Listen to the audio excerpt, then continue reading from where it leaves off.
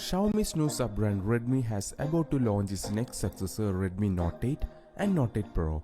Redmi's general manager Louis Bing posted on Chinese microblogging site that he will be announcing some of the future Redmi product features, which is expected to be the features of the coming Redmi Note 8 and Note 8 Pro. Hi, this is Vemil from fmjtech.com and let's get right into the video.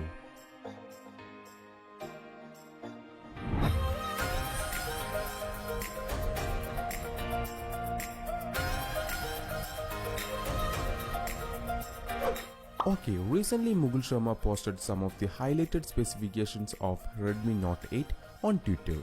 This reveals that we are getting the next level CPU, that is the Snapdragon 730.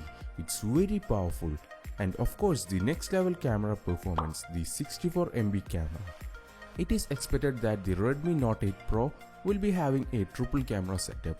As said earlier, the main sensor will be a 64MP. The rumors tell that it will be Samsung's ISOCELL Bright GWN sensor, but is not well confirmed. The other cameras will be an 8MP ultra wide angle lens and a 5MP depth sensing camera. The front camera is expected to be a pop-up camera of 25MP. So the pictures taken with the Note 8 Pro will be so beautiful and high quality. Redmi Note 8 Pro will be having a 6.39-inch Full HD Plus AMOLED display with a fast in-display fingerprint sensor with no notch. Yes, the notch trend is going to end. Redmi Note 8 Pro will be expected to have Android Q with the latest MIUI 11.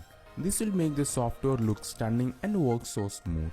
So coming to the battery rumors, Note 8 Pro will be having a bigger 4000 mAh battery and it will offer Qualcomm Quick Charge 4.0 technology. Along with the box, we may get a 18-watt fast charger.